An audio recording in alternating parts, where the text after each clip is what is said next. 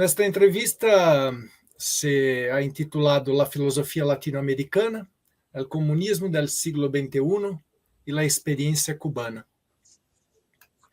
Eso, una idea que hace mucho, una idea que hace mucho yo investigo, ¿no? A principios de ese siglo, cuando un tiempo en que el espíritu socialista recuperaba su aliento histórico, después de la violencia de la década neoliberal de los 90, de los años 90, una época en que el capitalismo dictó sus reglas, ¿no?, sobre los pueblos de casi todo el mundo. Por ese tiempo yo cursaba filosofía y antes de recibir mi diploma fui viajar por la gran nación latinoamericana, un giro cultural en que conocí movimientos sociales, guerrilleros, y al final llegué a tan esperada isla revolucionaria de Cuba. En Cuba viví una experiencia muy rica que marcaría muchas de mis concepciones filosóficas latinoamericanistas. Un recorrido en que profundicé mis estudios sobre el comunismo latinoamericano, esa filosofía de que el profesor Pablo Guadarrama es uno de los grandes referentes. Entonces, allá, caminando entre obras de Marx, de varios marxistas latinoamericanos, entrei em contato com sua obra. Professor Pablo, que desde então já havia hecho um nome em la investigação das ideias críticas, da filosofia da praxis em nossa América. Professor Pablo, que estava cerca do círculo latino-americanista de Leopoldo Sea, um filósofo crítico mexicano, cuja ideia de uma filosofia latino-americana como uma filosofia sem mais, uma filosofia por si sola, animou a muitos jovens. Filosofia latino-americana como uma filosofia sem mais, uma filosofia por si sola.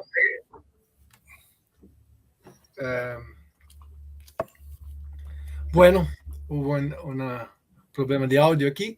Então, se dizia que Leopoldo Sea, com essa ideia, animava muitos teóricos militantes, não? Tras esse passo da década trágica neoliberal. Então, sentíamos esses vientos do novo milênio chegando ao continente e abrindo brechas para a necessária emancipação das nações americanas. Passaram 20 anos, quando tive a oportunidade de me acercar mais personalmente ao professor Pablo, personalmente no sentido remoto que esse término adquire agora com a pandemia, não? E então conversamos algumas vezes desde 2021, primeiro por la ocasião da obra editada por la Cátedra Mariátegui de Lima, El pensamento de Mariátegui en la escena contemporânea siglo XXI, em que publicamos uma antologia de ensaios, em que publicamos juntos sobre esse marxista andino Mariátegui. E a partir de então, professor Pablo Guadarrama se acercou ao Dicionário do Marxismo em América, um dicionário que, como Joana ha comentado, estamos fazendo há 3 anos por el Núcleo Praxis, com marxistas aí de quase todos os países de América, do continente americano, e com cerca de 60 marxistas nesse primeiro volume. O professor Pablo hizo uma entrada, um verbete, como decimos em português, uma entrada, e não só isso, ele contribuiu também com outras entradas e nos apresentou a los coordenadores, Joana e mais os outros que estão conosco nesse projeto, muitos estudantes, discípulos suyos, camaradas, que se sumariam a nós outros em uma valiosa participação nesse projeto. Bueno, foi assim que nesse processo de trabalhos conjuntos, tive a oportunidade de conversar algumas vezes com o professor Pablo, esse intelectual, educador, militante marxista, e conversamos principalmente sobre alguns temas que são de nosso interesse comum e que queremos falar agora. Filosofia marxista latino-americana, a decadência da modernidade, com essa adornada cara pós-moderna, a nova conformação global multipolar, que surge con el agravamiento de la crisis estructural capitalista, entre otros temas. Entonces, empecemos ahora nuestra conversa. Profesor Pablo, todo Buenas tardes, Judy. preparado? Buenas Joana. tardes. Buenas Entonces, tardes. empezamos las preguntas.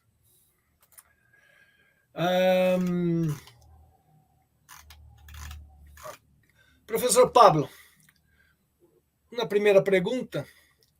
Cuando se produjo la Revolución Cubana, usted tenía 10 años. ¿Cómo fue su juventud en Cuba en esa época, su educación, el inicio de su militancia política? ¿Podría hablarnos un poco de su experiencia como educador brigadista en la campaña de alfabetización en esos primeros años revolucionarios? Por supuesto. Efectivamente, al triunfo de la revolución yo apenas tenía unos 10 años. Y por supuesto que la influencia de mis ideas están dadas por mis padres, obreros, tabacaleros. Mi madre colaboraba con el movimiento 26 de julio que comandaba Fidel Castro y por esa razón estuvo apresada en la policía de la dictadura de Batista. Yo, siendo un niño de 9 años, pues llevaba el almuerzo a la prisión porque se amenazaba que la iban a envenenar. Y de esta influencia de mis padres y de mi familia, que era realmente revolucionaria, creo que me vienen algunos genes de carácter, ¿no? Revolucionario, ¿no? Porque al triunfar la revolución en enero del 59, a los pocos meses se crearon unas patrullas juveniles que sustituyeron a los antiguos Boy Scouts, ¿no? Y esas patrullas juveniles que eran niños realmente para organizar eventos, excursiones, actividades. Yo me vinculé desde el año 59, siendo un niño, a esas patrullas. Pero cuando llega la campaña de alfabetización en el año 61, que van por las escuelas viendo quiénes podrían, ¿no? Yo apenas tenía, pues, no había cumplido los 12 años, pues pedí el formulario y sabía que mis padres me iban a autorizar irme a alfabetizar. Era una época bastante compleja porque la agresión norteamericana se produjo estando yo en Varadero en la preparación como brigadista.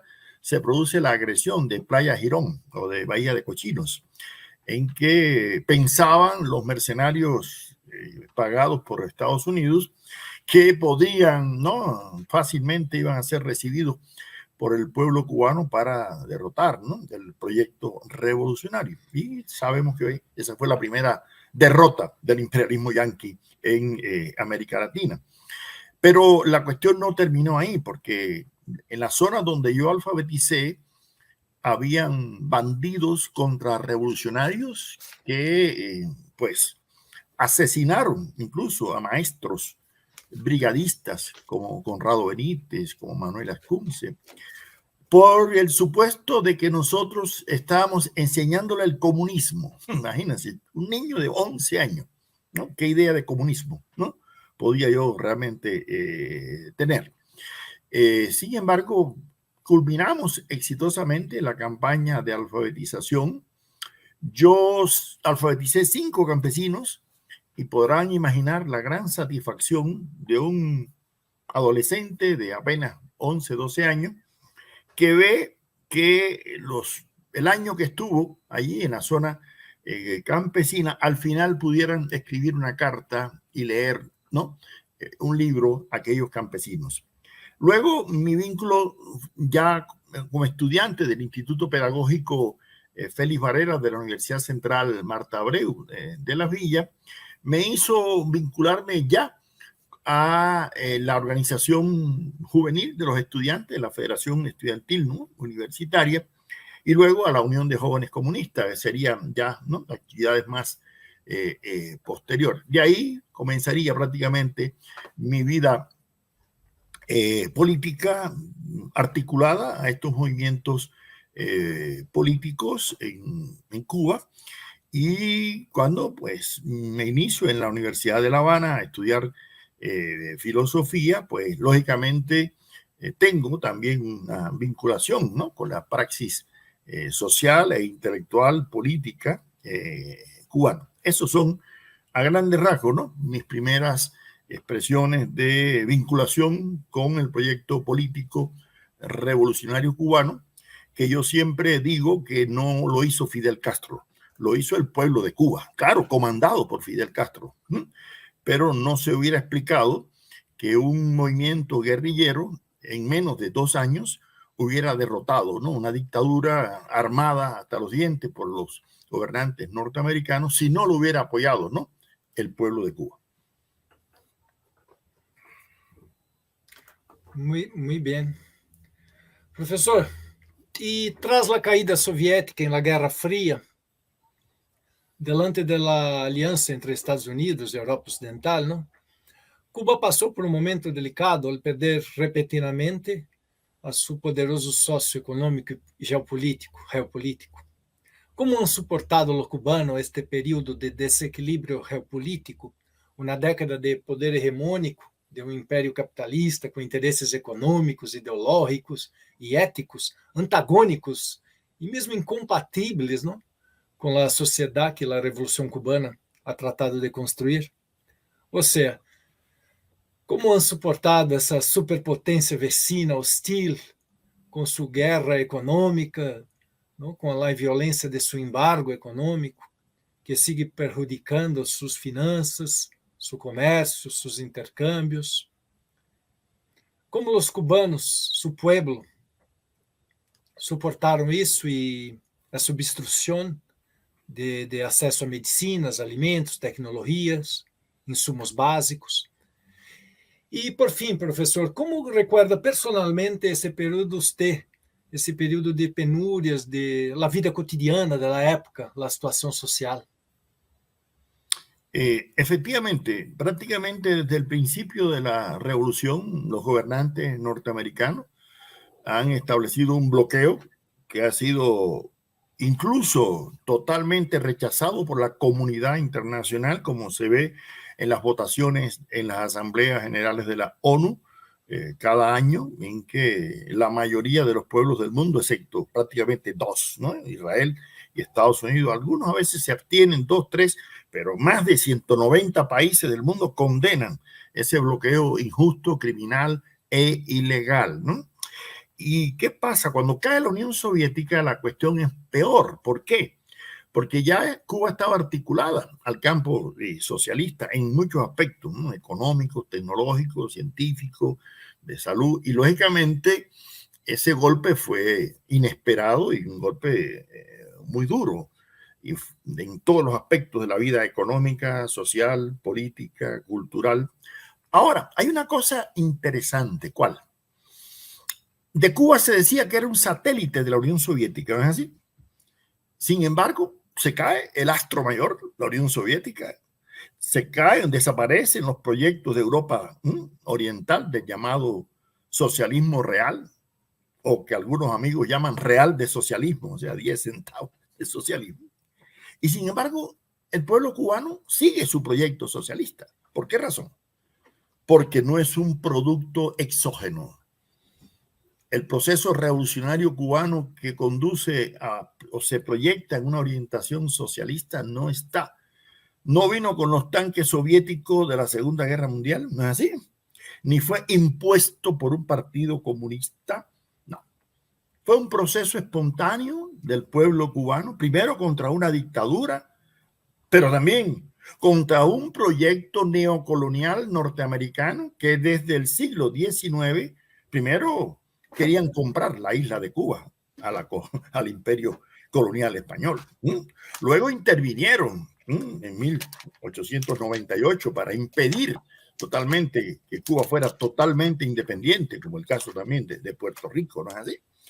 Y luego, de una forma u otra, manipularon todos los gobiernos durante la primera mitad del siglo XX, y por eso les cuesta mucho trabajo a los gobernantes, ¿no?, de Estados Unidos, y digo gobernantes, no el pueblo norteamericano, porque si algo aprendimos de José Martí, los cubanos, es que decía Martí, que vivió 15 años en Estados Unidos, amo a la patria de Lincoln y de Emerson con el mismo desprecio que de Cutting o de Walker o de los aventureros, ¿no? Imperialistas. Y hay que diferenciar entre los pueblos y los gobiernos. Ahora, yo viví como todos los cubanos ese periodo especial, como se llamó, de los años 90, ¿no?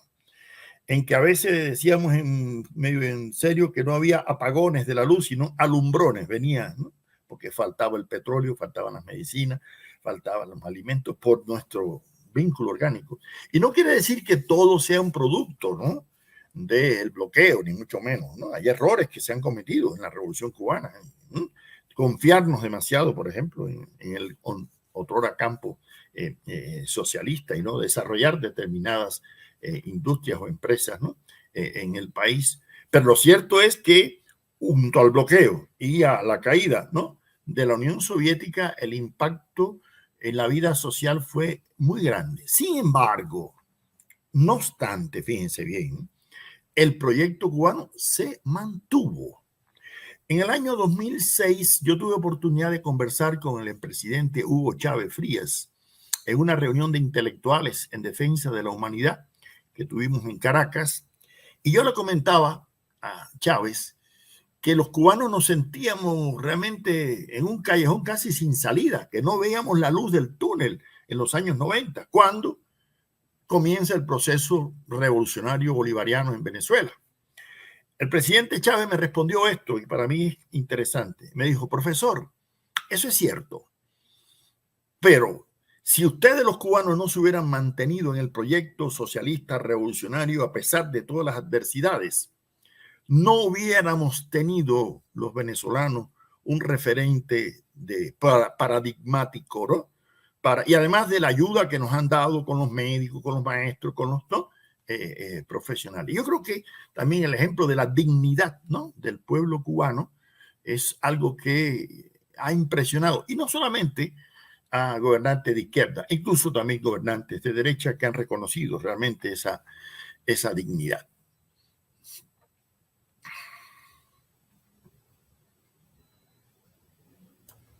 Muy bien, profesor, gracias.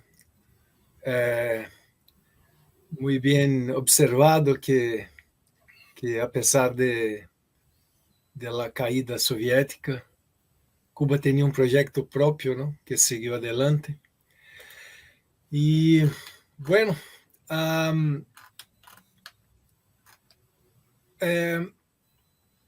hoy, en continuación de esta pregunta, ¿cómo ves hoy el nuevo gobierno de Díaz-Canel ha conseguido al país superar ese parcial momento de importante, ¿no?, de dependencia soviética que tenía? Hoy Cuba está más independiente, está retomando sus caminos con más equilibrio.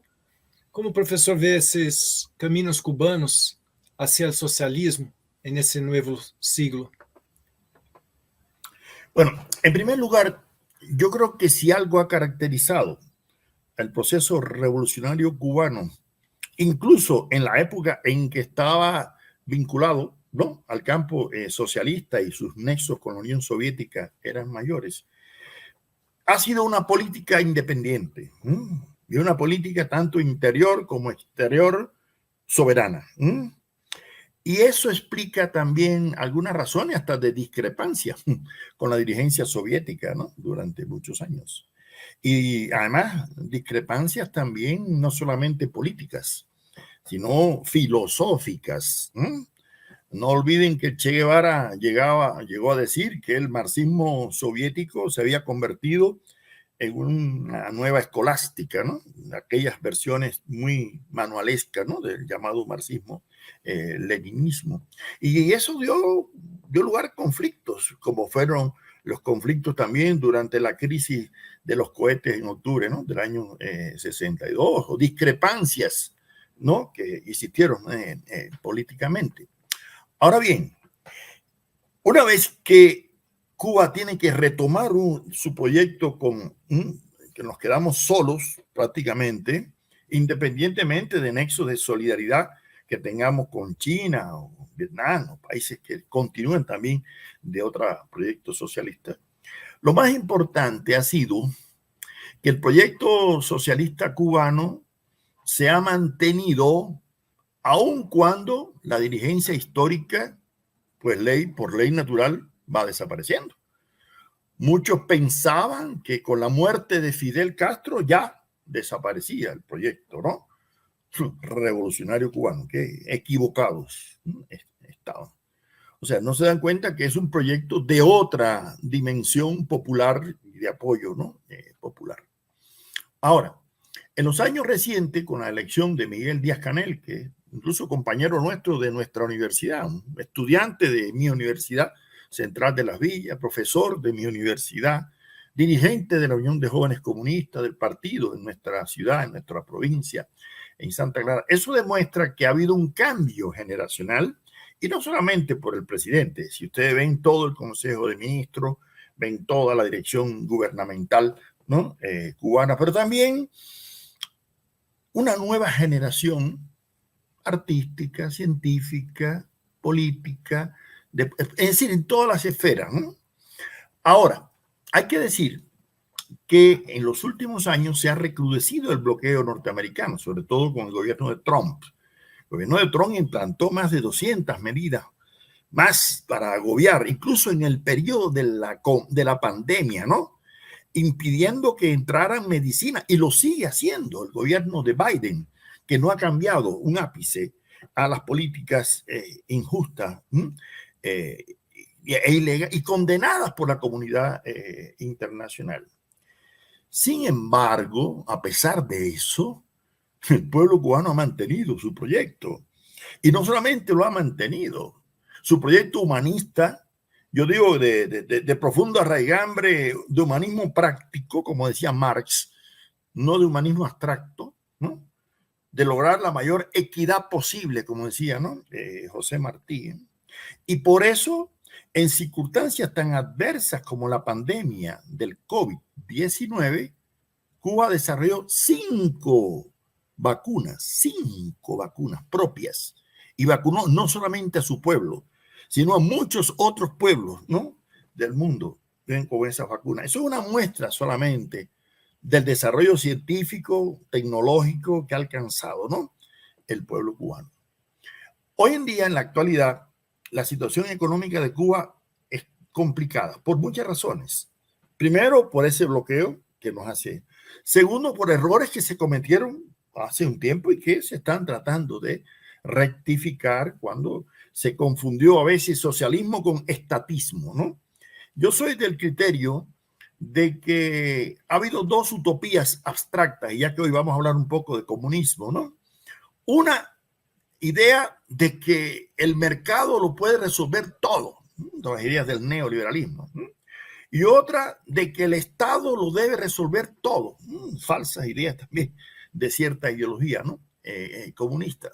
Parece que ni lo uno ni lo otro, ni el Estado ni el mercado pueden ser la solución. Tiene que haber una articulación en el futuro, ¿no? Y yo pienso que en el futuro de la humanidad no podrá ser ni el socialismo real ni el capitalismo real.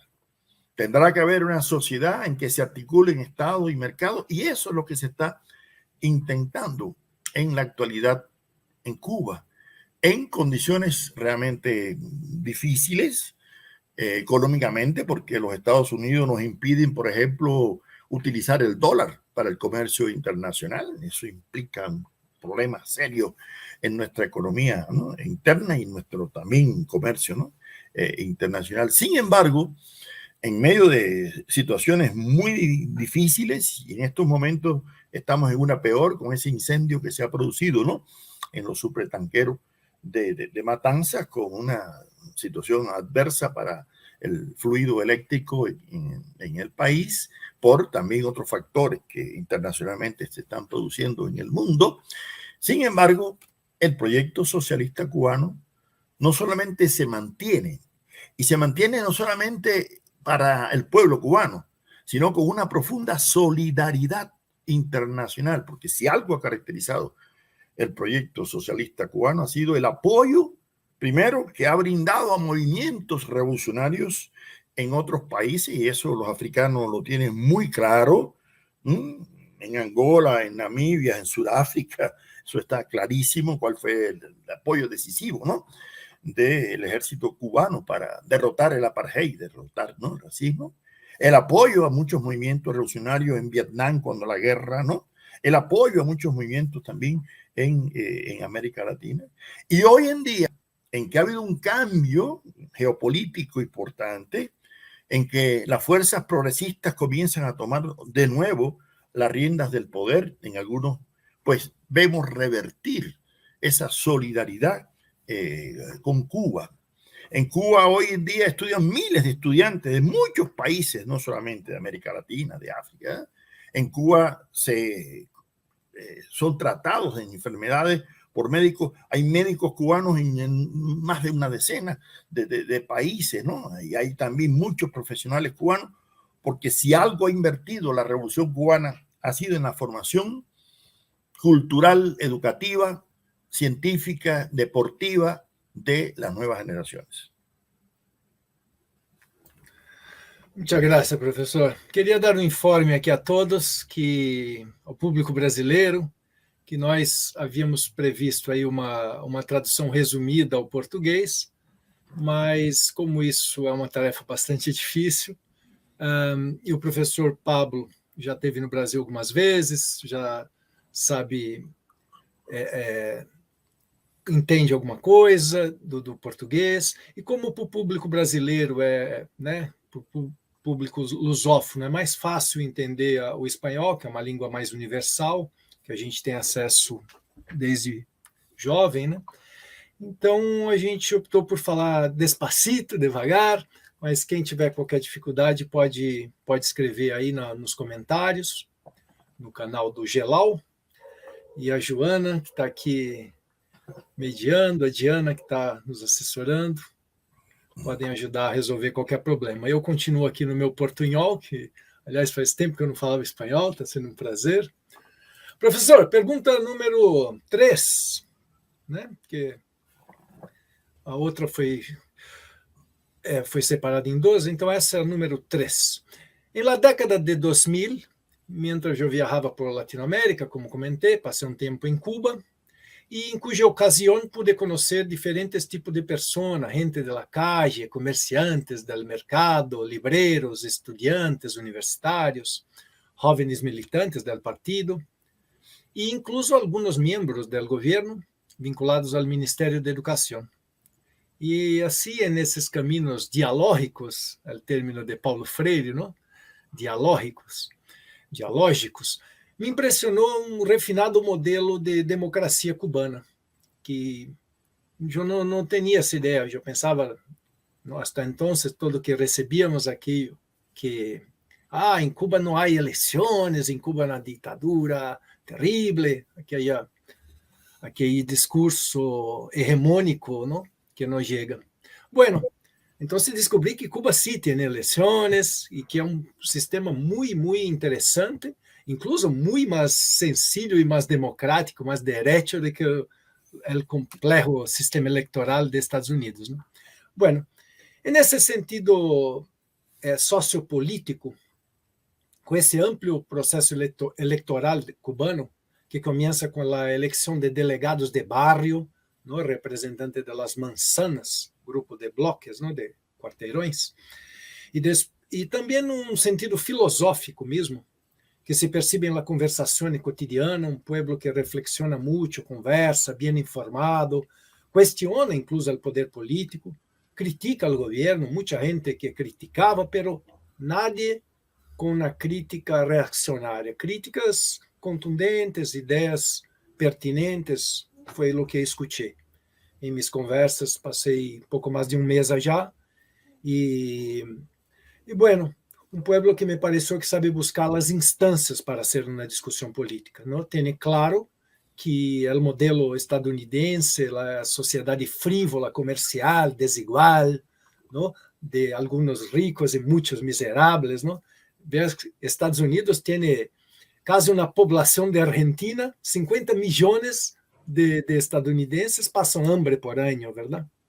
según el propio Ministerio de Agricultura de ellos. Bueno, y ellos bombardean, ¿no?, los cubanos con sus megáfonos, megafones, ¿no?, midiáticos, e com esses desejos que não lhes sirvem aos cubanos e que os cubanos me pareceu que têm claro isso, não? Por lo menos a ampla maioria. Os cubanos me pareceram que têm sentimento de sua liberdade, de sua evolução democrática, que camina tranquilamente, lentamente, não?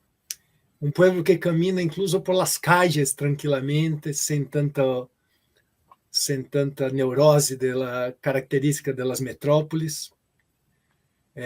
Havana me pareceu uma cidade tranquila.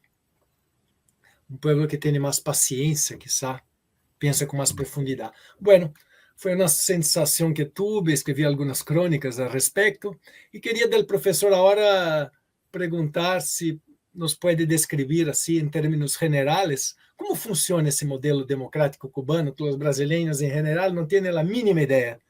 Desde seu ponto de vista, professor, essa participação mais incisiva ao politizar a sociedade desde os barrios, ¿no?, desde as comunidades de vecinos, isso compromete, hace mais decisivo ao cidadão em las batalhas pacientes que deve librar uma nação em sua búsqueda por la emancipação?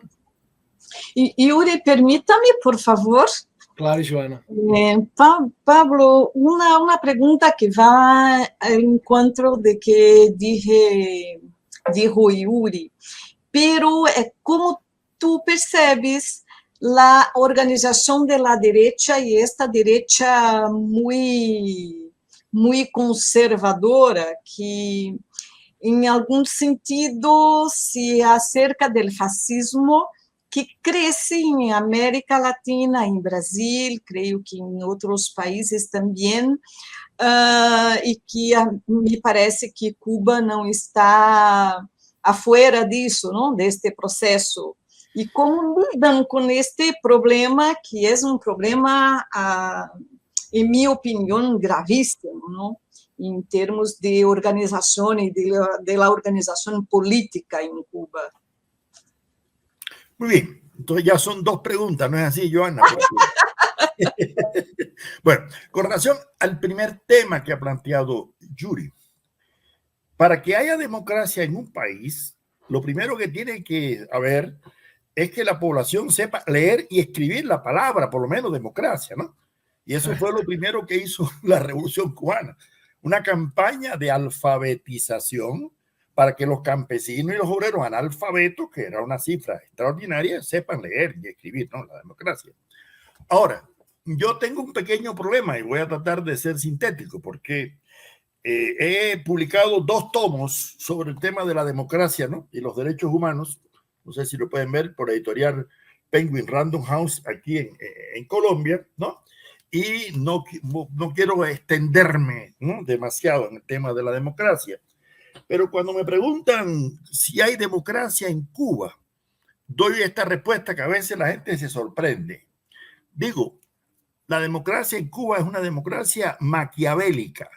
Y la gente, ¿pero cómo maquiavélico? Digo, es que muchos no han leído El Príncipe. Maquiavelo decía, como Maquiavelo tenía una visión misantrópica del ser humano, él decía que como que el hombre es malo por naturaleza y primero olvida la muerte de su padre que la pérdida de sus bienes. La verdadera democracia, decía Maquiavelo, va a existir cuando el príncipe no quiera ser elegido a la primera magistratura de la República. ¿Por qué? Porque eso no va a significar ningún beneficio propio para su peculio. O sea, que según Maquiavelo, si alguien se propone que lo elijan para algo, es porque hay algún interés, ¿no?, personal. Y Winston Churchill, que nadie va a decir que fue un primer ministro británico de izquierda, fue de derecha totalmente, decía, nunca se dicen tantas mentiras como después de las cacerías y antes de las elecciones. Entonces, ¿cuál es la diferencia en Cuba con otros países? Que en Cuba no hay campañas electorales para que la gente busque, ¿no?, promociones de candidatos, ¿no?, buscando financiamiento a veces oscuro, ¿no? Porque en Cuba no es el Partido Comunista de Cuba el que elige a los representantes del pueblo, como bien dijo Yuri. No, al no existir multipartidismo, no son, no, candidatos de partidos. Se eligen a los delegados de circunscripción, quiere decir, de los barrios, donde proponen al mejor que consideran en ese momento. Y fíjense, en varias ocasiones a mí me han propuesto ser delegado en mi barrio. Y yo he dicho, no, yo no puedo porque yo tengo un compromiso de un contrato en México, en Colombia. O sea que no he querido ser elegido delegado, ¿no? Parece que tiene que ver algo con eso de Maquiavelo, ¿no? ¿Por qué? Porque los que son elegidos delegados de circunscripciones saben que van a representar a la población y no van a obtener ningún beneficio propio para invitar a sus amigos a los restaurantes con el dinero del pueblo. No, esa es otra cosa. En Cuba, esos delegados que son elegidos por barrio, por manzanas, circunscripciones, ¿no?, grupos, luego eligen a el Consejo Municipal o la Asamblea Municipal, ¿no?, del Poder Popular. Y esa asamblea es la que luego se hace una elección también para una asamblea provincial, y de ahí surgen también las propuestas de candidatos a diputados de la Asamblea Nacional del Poder Popular. Luego, en el nivel provincial, un 50% son elegidos de una forma directa y otro 50% por representatividad de esos delegados, y así hasta la Asamblea Nacional del Poder Popular. Esa Asamblea Popular del Poder Popular, que en este momento tiene más de 500, ¿no?, diputados, y la mayoría son mujeres, esa es otra cosa importantísima. Y no sé si ustedes saben que en Cuba más del 60% de los directivos de instituciones científicas son mujeres. Importante que lo tengan, ¿no?, en cuenta. Y el protagonismo de la mujer en el gobierno es también altísimo. Esa asamblea elige, ¿no?, el Consejo de Estado, que está formado por unos 20 miembros, y ese Consejo de Estado es el que elige, ¿no es así?, el presidente y los vicepresidentes. Es decir, es un proceso diferente a cómo se da en otros países. Yo no digo que sea mejor ni peor, es distinto. Ahora, lo que sí nosotros no creemos, que ningún país se debe creer que tiene el democratómetro perfecto para medir cuáles son democráticos y cuáles no son democráticos. Porque, bueno, Benito Juárez, el gran presidente mexicano, decía que cada pueblo tiene el gobernante, ¿no?, que se merece, y el respeto al derecho ajeno es la paz. Yo creo que tenemos el deber de reconocer que cada pueblo elige a sus representantes gobernales de la forma que estima. Ahora, el pueblo cubano eligió esa forma, aprobó una constitución recientemente, ya ha habido 3 constituciones, ¿no?, nuevas, y esa es la forma en que considera, y hay que respetar la decisión de la mayoría del pueblo cubano. Yo no digo que no hay oposición en Cuba, la hay, como la hay en todas partes. No me digan a mí que no hay, en todas partes hay oposición. Ahora, la mayoría del pueblo cubano, yo considero que apoya el proyecto revolucionario cubano, por lo menos los que están, ¿no?, en Cuba, y por lo tanto apoyan ese proyecto y esa forma, ¿no?, de organización política. Ahora, la otra pregunta que plantea Joana es otra cuestión que tiene que ver con las situaciones de crisis económicas y sociales que se dan en el mundo entero, ¿no? ¿Por qué hay auge del fascismo o de tendencias totalitarias en algunos países? Eso sucede, y eso lo estudiamos en la filosofía política, cuando hay determinadas crisis económicas muy fuertes. Algunos sectores populares creen que el hombre de mano fuerte totalitario es el que va a poner el orden y es el que va a resolver todos los problemas. A mis alumnos aquí en la Universidad Nacional de Colombia, cuando yo les voy a hablar del fascismo, los indico que vean la película de Ingmar Bergman, el gran director de cine sueco, El huevo de la serpiente, para que vean por qué Hitler tomó el poder en los años 20. Hay que ver por qué Mussolini tomó el poder en Italia, en épocas así de crisis. La primera vez que fui a Argentina, en el año 87, a un Congreso Mundial de Filosofía en Córdoba, un taxista me dijo, ¿qué falta nos hace aquí en Argentina? ¿Un Fidel Castro o un Pinochet? Da igual. Yo le dije, pero explícame. Me dijo, no, es que aquí había mucha riqueza. Exportábamos cereales, carne, y han llegado estos gringos y se lo han llevado todo. Hace falta un hombre de mano fuerte, un hombre de mano dura, macanudo, ¿no? Para que imponga un tipo de poder. Yo pensé que aquella era una idea aislada, ¿no? De un taxista, que son siempre muy simpáticos en todos los países. No. En el 2007 volví a Argentina a un congreso en Río Cuarto y en la ciudad llamada Venado Tuerto, en un restaurante, el dueño del restaurante me repitió lo mismo. ¿Qué falta nos hace aquí en Argentina un Fidel Castro o un Pinochet? ¿Eso qué quiere decir? Que hay determinados sectores de la población que piensan que con una mano fuerte se va a resolver los problemas económicos, sociales, políticos, y eso explica por qué se dan determinadas situaciones, ¿no? Que justifican dictaduras militares, gobiernos totalitarios, cuando la población no ve una vía muy sencilla por la democracia tradicional, ¿no? De resolver.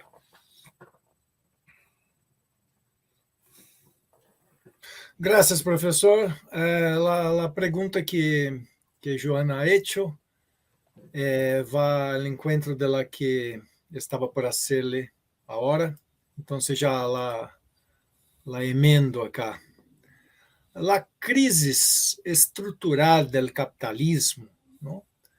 Que se agrava desde los finales de los años 60 y se descontroló en 2008 con la crisis económica mundial que hizo estallar el sistema bancario del sistema, y de una forma tal que no había ocurrido desde 1929, o sea, una explosión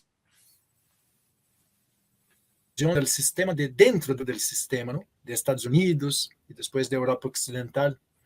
Una crisis económica, pero que es una consecuencia de la crisis estructural, o sea, la automatización extrema, ¿no? La lógica de funcionamiento del capitalismo que va haciendo com que haja um desemprego estrutural, já não há mais trabalho e não vão volver a haver trabalho. E, mientras tanto, a tecnologia cresce, um progresso técnico, e o progresso humano não cresce, o progresso social não cresce, e um abismo entre o progresso técnico e o progresso social vai se formando. Bueno, 2008, essa crise econômica mundial, uma nova cara dessa crise estrutural. 10 anos depois, vivimos agora uma nova cara da grande crise sistêmica. É uma crise sanitária, uma pandemia, resultado de quê? De uma degradação do meio ambiente, um desequilíbrio do metabolismo entre o homem e a natureza, que é uma consequência dessa crise também, não? Do capitalismo tentando novos territórios, sempre tentando maximizar, crescer, maximizar o lucro, a ganância. Bueno, na crise ambiental, claro. Bueno, como entender esse momento da história, professor Guadarrama, em que a ideologia moderno-burguesa dá muestras de agotamiento, ¿no? Esgotamento. Pero la ambición desmedida de los señores capitalistas del mundo no cede em seu projeto autodestrutivo e não cede nada para o social. E leva o planeta a uma etapa limite de devastação, guerras e ascenso fascista, como Joana lhe perguntou, como você ha comentado. O ascenso fascista, não é a solução extrema do capitalismo quando já não logra ordenar as coisas com sua pseudodemocracia del voto limitado ao voto, né? Então, esse ascenso fascista. Agora, como você vê esse cenário, professor? Bueno, a ver, las crisis del capitalismo no son nada nuevo. Prácticamente desde un primer momento aparece. Ya Marx en el siglo XIX hablaba de crisis, ¿no? Yo no soy economista, por lo tanto no puedo meterme en la intríngulis estructural económica de esas crisis cíclicas, ¿no? Pero ya Marx incluso hablaba de cómo el capitalismo buscaba las formas, ¿no? Para revertir y solucionar. En una época premonopolista del famoso capitalismo liberal decimonónico. Otra cosa es cuando surgen los monopolios, las transnacionales, los cárteles, ya la época imperialista del capitalismo, la cuestión comienza a modificarse. Ahora, la crisis del 29 fue un ejemplo de esa ruptura, ¿no? De la cierta estabilidad, ¿no? Y las crisis que se dieron en el 2008 y las que se están dando en la reciente, es una crisis estructural cuando el capitalismo maneja una estructura de capital financiero que se va por encima, ¿no? Del capital productivo y lógicamente da lugar a estas situaciones de capital burbuja que en cualquier momento se puede producir, ¿no? Un desbarajuste financiero, monetario, ¿no? Internacional. Pero hay una razón que tiene mucho que ver y es la que mismo tú apuntabas, la relación no orgánica del capitalismo con la naturaleza. Eso Marx también lo decía. El capitalismo por su naturaleza es hostil a la naturaleza porque no le interesa realmente conservar la naturaleza. Lo que le interesa es conservar, ¿no? Las ganancias.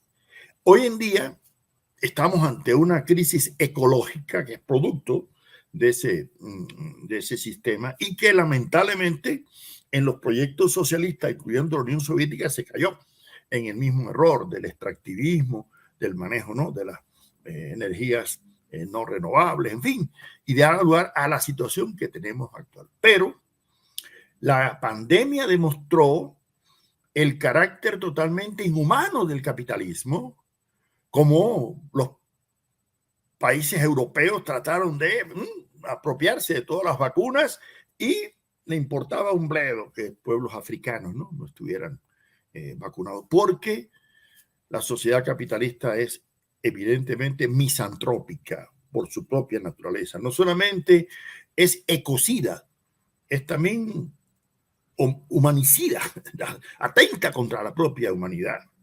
Y es porque a los empresarios capitalistas les importa muy poco el futuro de la humanidad.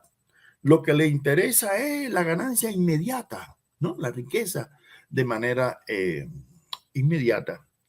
¿Y eso qué quiere decir? Que si no hay un cambio paradigmático de proyectos económicos y políticos y sociales, veremos guerras peores, y ya no guerras solamente por el petróleo, no, ya guerras por el agua, y dentro de poco habrá guerras hasta por el aire que se respira. De manera que estamos en una época muy difícil, pero no es la primera vez, quiero decirle. Las crisis han existido, repito, en muchas ocasiones, y han habido también lisis, soluciones, pero también tánatos, muerte, ¿no? De algunos proyectos. Por lo tanto, tenemos que buscar alternativas, que las soluciones sean lo más favorable posible para toda la humanidad y no solamente para las empresas transnacionales capitalistas. Gracias, profesor. Doy el informe ahora que seguimos con las preguntas hasta el final. Son 10 preguntas y porque el techo de esta reunión es las 8:15, 8 horas, 20 horas y 15 minutos de Brasilia, que en Bogotá son 2 horas menos, donde está el profesor en ese momento. Bueno, quinta pregunta. Profesor, hablemos un poco entonces de su obra y de su formación filosófica. Me gustaría que comentara su trayectoria, un poco de la construcción de su extensa obra intelectual, centrada sobre todo en la historia de las ideas, el marxismo, el debate sobre el socialismo humanista, y en especial que nos comentara un poco de la filosofía latinoamericana, de esta idea de la filosofía latinoamericana entendida como un pensamiento particular, pero con valor universal. Lo nuestro particular, pero como parte del todo, ¿no? Esta relación entre lo particular y la totalidad. Y por fin quería que comentara un poco que sobre eso, que en los años 90 usted se acercó a Leopoldo Sea y los dos ahí hicieron un gran trabajo juntos de divulgación de la filosofía crítica latinoamericanista. Quería que hablaras cómo fue esa relación, cuáles fueron sus principales proyectos juntos. Muy bien, bueno, como bien decía, yo fui a la Universidad de Leipzig a estudiar filosofía clásica alemana, que era la idea de que yo me preparara como profesor de filosofía clásica alemana, pero allí me hice una pregunta kantiana, ¿no? De, bueno, ¿y para qué yo voy a estudiar esto? Habiendo tanta producción filosófica en América Latina que debía estudiar. Y por eso decidí estudiar la filosofía en América Latina. Comencé a estudiar el tema del positivismo en Cuba, en la obra de Enrique José Varona. Esa fue mi primera tesis doctoral allá en los años 70, y estudiar los temas del positivismo, pero también de la reacción en contra del positivismo en América Latina. De ahí surgió este libro que está publicado aquí en Colombia, también en Cuba, Positivismo, ¿no? Y Antipositivismo en América Latina. Debo decirle que estos libros todos están libres en mi página web, que ahí está en mi correo electrónico. Se pueden tener acceso porque ya es un libro. Este fue publicado en el 2004. Ahora, cuando ya estaba estudiando el tema del positivismo en Cuba y en otros países de América Latina, claro, no solo con un equipo de investigadores o un grupo de pensamiento latinoamericano que creamos de profesores en la Universidad Central Marta Abreu de las Villas en Santa Clara, Cuba, que aún se mantienen y que acordamos hacer simposios cada 2 años.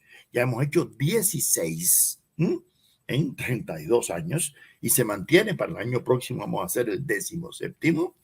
Pues ahí comenzó un vínculo a mediados de los años 80 con Leopoldo Sea, el destacado filósofo mexicano, investigador, ¿no?, de la filosofía en América Latina y en particular, ¿no?, del positivismo.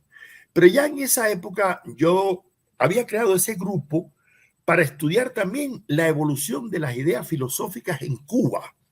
Y por eso mi primer libro, que parece ya un fósil, fue publicado en el año 86, ¿no? Valoraciones sobre el pensamiento filosófico cubano, ¿no?, y latinoamericano, como un libro personal, primero. Pero en esa época ya el grupo de investigación nuestro se dio a la tarea de estudiar el pensamiento filosófico en Cuba en la primera mitad del siglo XX, ¿no? Estos libros todos también están libres, ¿no?, en internet. Por esa época llegaron varios asesores soviéticos, y no solamente rusos, moldavos, bielorrusos, ucranianos, ¿no?, a Cuba. Y durante unos 3 años estuvimos trabajando con ellos, y uno de ellos me propuso escribir un libro sobre la correlación entre el concepto de la cultura específica, de lo universal y lo específico de la cultura, Y este libro, bueno, se publicó con Nicolás Perelighi, primero aquí en Colombia, luego en Cuba, en México, y ahora se prepara una nueva edición en Brasil con Unijuy, que va a salir en los próximos días, sobre la correlación, en qué medida el pensamiento filosófico y político en América Latina ha participado o coparticipa en la cultura universal. Debo decirle que desde el primer momento yo me cuestioné un poco el término de filosofía latinoamericana, como filosofía cubana o filosofía brasileña. Yo creo que es mejor hablar de filosofía en Cuba, en América Latina, porque la filosofía no se debe reducir a gentilicios y mucho menos a patronímicos, y por eso hablaré luego del marxismo. La palabra patronímico siempre es complicado, ¿no? Una vez que empezamos a estudiar esos temas, si empezamos a trabajar también algunas corrientes del pensamiento en América Latina, y entre ellos la llamada filosofía de la liberación. Y en mi grupo hicimos este libro sobre humanismo en la filosofía no latinoamericana de la liberación, que bueno, se publicó también acá en Colombia, en Cuba, con un análisis de la obra de Enrique Dussel, de Arturo Enderroy, de Leopoldo Sea, de otros estudiosos, pues ya hace un trabajo colectivo, porque desde un primer momento comencé a trabajar de manera colectiva y de manera individual. Y ya por finales de los años, bueno, mediados de los 80, empecé a profundizar sobre el tema de la historia del pensamiento marxista en América Latina, a raíz de una invitación que me hicieron en 1985 en la Universidad Nacional Autónoma de Nicaragua, en Managua, para dar un curso sobre las ideas socialistas y marxistas, ¿no?, en América Latina. De ahí surgió la primera edición de este libro, Marxismo y Antimarxismo, ¿no?, en América Latina, que esta es la nueva edición que se ha preparado en Cuba, ahora más recientemente. O sea, empecé a trabajar el tema del marxismo, pero también la confrontación entre el pensamiento marxista y el posmodernismo que comenzaba a tomar fuerza en los años 80, y de ahí surgió este libro, Humanismo, Marxismo y Posmodernidad, porque si de algo este libro fue premiado en Cuba, un premio de la crítica, publicado después ya en los años 90, traté de enfrentar toda la moda posmodernista que estaba tomando fuerza, ¿no?, en América Latina, y que no solamente era una crítica al marxismo, era una crítica al humanismo, al cristianismo, a todo tipo, ¿no?, de filosofía racionalista y demás. Ese fue el trabajo inicial que iniciamos, ¿no?, en Cuba, cuando desde a finales de los 90 yo me percaté que en el pensamiento latinoamericano había una tradición humanista, ¿no?, pero no cualquier humanismo, no, un humanismo contrahegemónico, desalienador, un humanismo emancipador, ¿no? Y por eso había recogido algunos trabajos, no solamente de los positivistas y de los que criticaban, sino me di a la tarea de escribir una historia del pensamiento humanista, ¿no?, en América Latina. Y surgió este libro en esta edición cubana, que luego se empezó a publicar en varios países, acá en Ecuador, en Venezuela, en México, en varios países. Pero bueno, es un libro que fue creciendo, ¿no? Aquí está la edición ecuatoriana, esta es otra edición colombiana. El mismo libro fue ampliándose. Ahora va a terminar, se va a publicar en portugués por la Universidad de la Integración Latinoamericana, en Foz de Iguazú. Estuve hace poco por allá, y Patricia Nakayama ha traducido maravillosamente ese libro, va a salir, ¿no? Pero empezamos a trabajar temas del humanismo y la filosofía latinoamericana con el sentido de demostrar no que en América Latina haya un pensamiento totalmente al margen de la cultura filosófica europea o norteamericana o asiática. No. Con la idea de demostrar que también en América Latina han habido filósofos y filósofas, mujeres, como Sor Juana Inés de la Cruz, por ejemplo, la monja mexicana, ¿no?, del siglo, ¿no?, XVII, y como otras tantas, ¿no? Entonces, me di cuenta que había que estudiar también la incidencia del pensamiento filosófico en la intelectualidad en general, humanista en América Latina, y creé un gran grupo internacional de estudio, tuve el apoyo de la UNESCO, para estudiar el tema de la condición humana en el pensamiento latinoamericano, para enfrentarme a las ideas positivistas de una presunta naturaleza humana, biológicamente preconcebida, o una metafísica esencia humana. Y de ahí surgieron varios libros, que también están todos en internet, pero entre ellas estos 3 tomos sobre la condición humana en el pensamiento cubano del siglo XX. Estos son 3 tomos, aquí están. Pero igual que estos, están en Perú, en México, en varios países publicados. Y es un proyecto ya de carácter internacional. Afortunadamente, he tenido la suerte de visitar varios países, entre ellos Brasil, ya en 5 ocasiones, y ofrecer conferencias, ¿no?, en varias universidades, y también recoger información en una época en que Internet no existía, y además que otras cosas, aunque hoy existe Internet, no se han dedicado, ¿no? Entonces, a publicarse ahí.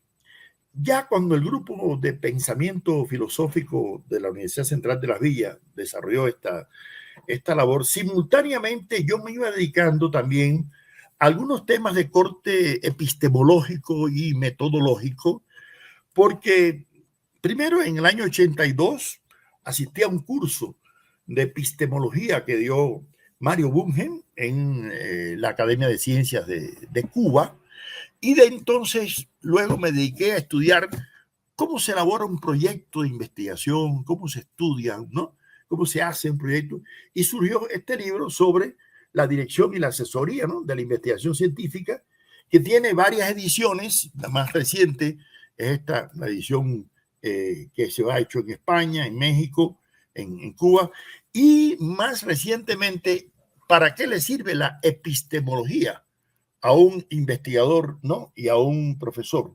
Estos libros también han sido publicados en España, en México, aquí en Colombia, en Cuba, en varios países. Ahora, el tema del humanismo y la lucha contra la alienación en el pensamiento filosófico y político latinoamericano me llevó a ir profundizando en la elaboración de las ideas filosóficas y políticas en América Latina, y tratando también de estudiar en qué medida se ha ido generando un pensamiento de corte integracionista. Y de ahí que es el más reciente, sobre la cultura integracionista en el pensamiento político y filosófico latinoamericano. O sea que a grandes rasgos, esos son los temas que yo he ido trabajando, y en la cual la figura de Leopoldo Sea jugó un papel importantísimo. Fue el primero que me invitó en el año 85 al Congreso Interamericano de Filosofía en México, y a partir de ahí viajamos hasta Japón a dar conferencias en Estados Unidos, en España, en la Universidad de Salamanca, y fue un gran apoyo para mí en actividad intelectual, ¿no?, en varios países, lo cual no quiere decir que estuviéramos de acuerdo en todo. A veces tenemos conflictos sobre el positivismo en América Latina, el marxismo en América Latina, pero precisamente del debate surge la verdad, y creo que fue un enriquecimiento muy bello para mi vida intelectual. Gracias, Pablo. Aún en ese tema, sus estudios sobre esse momento pós-moderno, não? Essa cara relativista del sistema, não? Usted ha iniciado diciendo de los problemas del positivismo, ¿no?, que es el otro extremo, ¿no? El positivismo que cree que la verdad puede ser hecha perfectamente y definitivamente. Y ahora el otro lado del problema, el relativismo postmoderno, que no cree en verdad ninguna, todo cada uno tiene su opinión, todo es ciencia, nada es ciencia. Bueno, en ese tema, profesor, desde el inicio de su obra, usted ha tratado de temas relacionados con el pensamiento marxista en nuestra América, e relacionado mais tarde com essas ideias pós-modernas. Ideias operadas em grande medida como substituto, não? Sustituto do anterior discurso positivista, unidimensional. E bueno, en esa análisis de los temas de la posmodernidad, incluyendo sus relaciones con el marxismo, es sobre eso que le quería preguntar. La posmodernidad nace en parte como una herramienta de renovación del proyecto liberal, una falacia con que la modernidad trata de ocultar el fracaso de su ideología positivista del progreso, já em franca decadência. Apesar dessa cara relativista do sistema agora, e que corre incluso o risco de que caiamos em el irracionalismo total, ¿no? Pode a corrente pós-moderna, ao observar certas singularidades, certas particularidades ou identidades que conformam o conjunto, o todo, pode a pós-modernidade oferecer algum instrumento interessante para o desenvolvimento dialéctico do marxismo contemporâneo? E nesse sentido, aún, professor, quais são as questões centrais, a seu juízo, que deve afrontar a filosofia latino-americana hoje? E, además, de tu extensa obra sobre filosofia marxista, parte da qual has comentado, qual de seus livros recomendaria a um estudante ativista que esteja iniciando, não, em el pensamento crítico contemporâneo, um estudante brasileiro, latino-americano, iniciante? Permiso, voy a cambiar el agua al pececito, ya vuelvo. Tá bem, professor. Eu puedo ser uma perguntinha que complementa um pouco? Joana? Sim. Haga a pergunta. Pode fazer a pergunta, professor? Sai um momentinho. Pablo. Damos um descanso aqui. Eu posso transmitir para ele qual é a pergunta. Porque em seu livro Antimarxismo e Antimarxismo em América Latina, o professor Pablo, pelo menos que eu entendi. Podemos falar em português? Ele não está. Então eu espero ele chegar. Chegou. Fala. Importante, sabe que los que acumulamos juventud no tenemos las mismas necesidades que los que tienen la juventud muy poco acumulada, ¿no?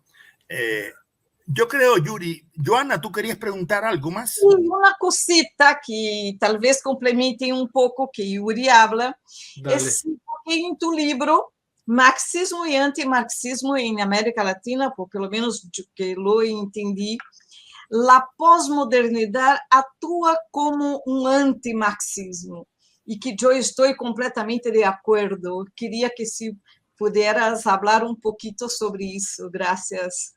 Claro. Bueno, primero, yo creo que tenemos que tener cuidado a veces con algunos términos, como decía Wittgenstein, caemos en la cárcel, ¿no? de las palabras. No es lo mismo posmodernidad que posmodernismo, igual que no es lo mismo, pues, globalización que neoliberalismo. Yo en este otro libro, Cultura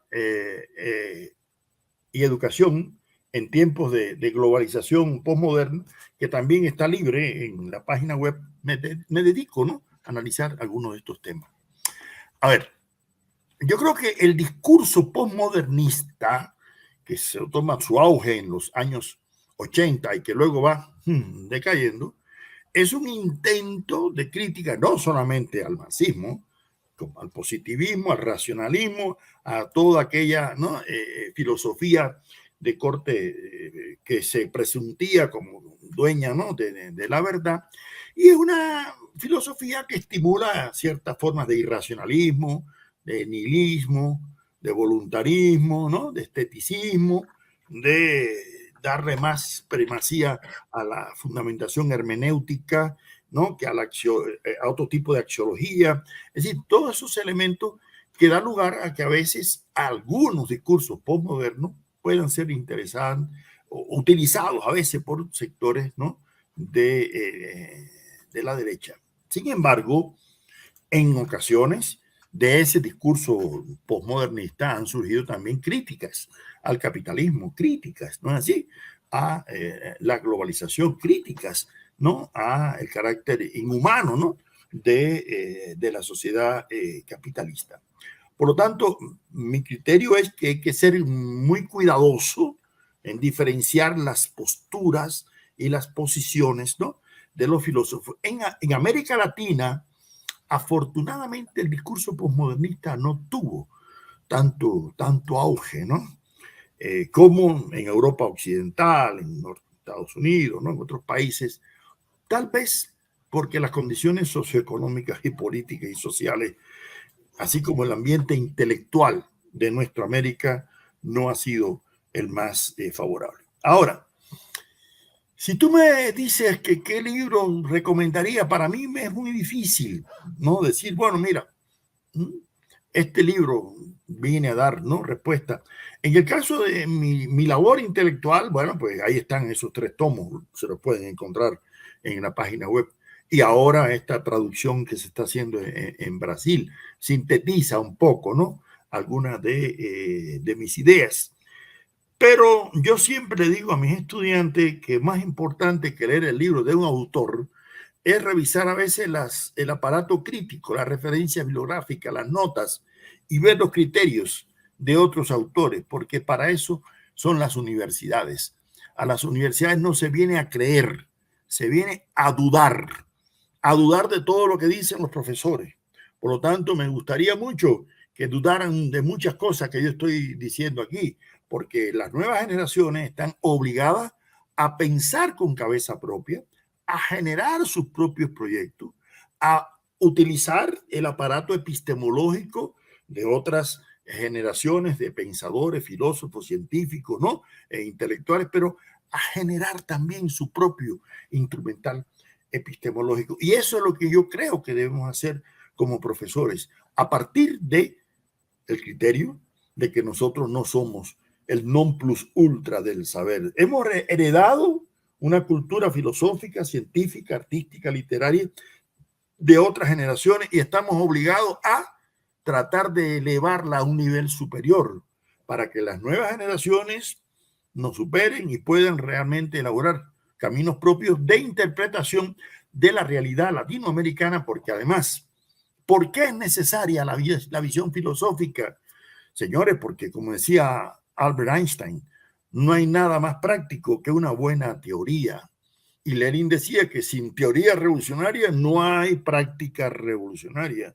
Y por eso todo lo que se haga por enriquecer la teoría puede, de manera no inmediata, pero a largo plazo, tener efectos inmediatos. Y no olvidemos algo.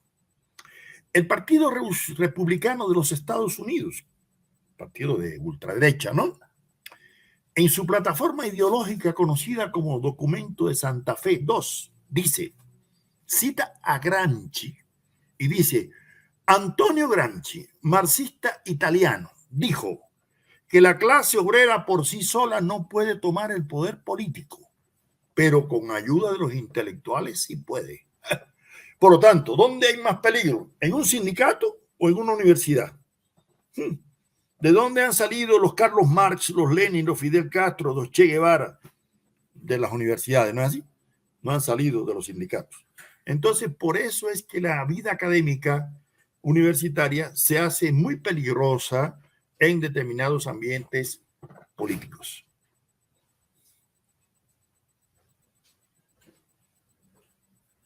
Muy bien. Seguimos entonces ya nos encaminando al final de la entrevista. Las últimas cuestiones. Profesor, me gustaría saber entonces, me gustaría que hablaras entonces de su comprensión de algunos principios fundamentales de la filosofía comunista. En el amplio debate histórico sobre el pensamiento lucha marxista, el pensamiento combate marxista, destacan 2 pilares centrales: dos princípios centrais. O princípio da história dialética, de uma história que se movimenta de modo dialéctico, e o princípio da praxis revolucionária. Não é o princípio da história dialéctica, mostrando que a evolução da história se hace através de los conflitos materiais, de las contradições, oposições ideológicas. E o princípio da praxis revolucionária, mostrando que a necessidade ética de não só pensar, pero accionar, actuar. A necessidade ética de uma teoria que realize sua verdade em la prática organizada, entendida como ação política para a transformação social.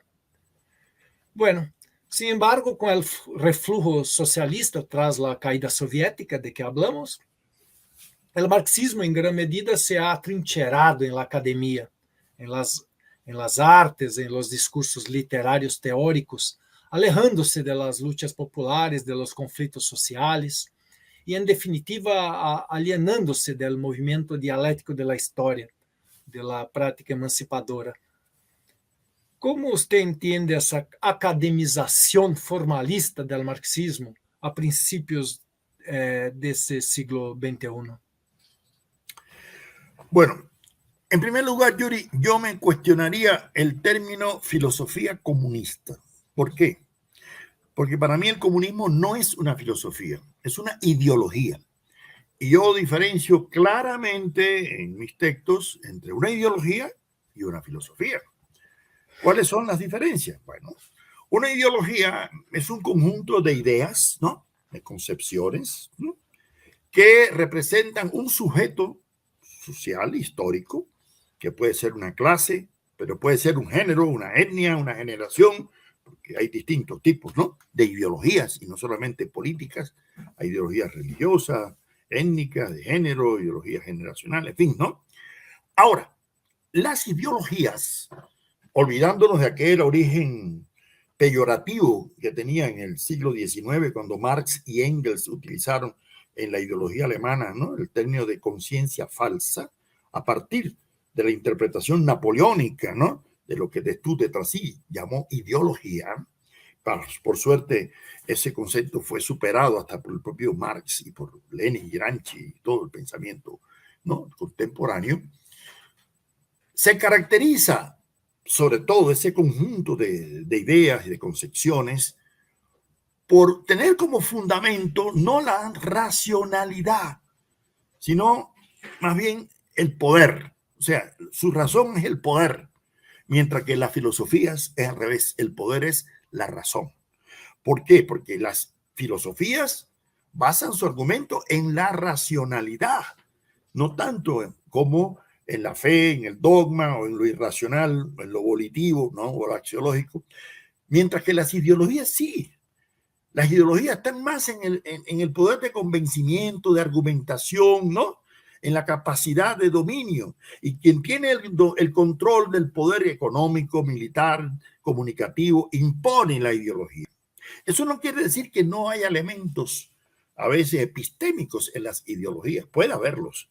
Pero lo que caracteriza a las ideologías no son precisamente su grado de verdad, sino su grado de convencimiento, ¿no es así? Y de capacidad argumentativa para que un sujeto con relación a ciertas formas de poder actúe. En la modernidad, desde el nacimiento de la modernidad, se generaron, primero, se retomó la ideología conservadora, por ejemplo, que ya viene de la antigüedad. Pero una cosa es el conservadurismo, que es una ideología, y otra cosa es las filosofías que le han servido de base al conservadurismo. Bueno, le sirvió la escolástica, le sirvió el eclecticismo, le sirvió el espiritualismo, ¿no es así? Todo ha servido al conservadurismo, por eso son filosofías que justificaban una ideología.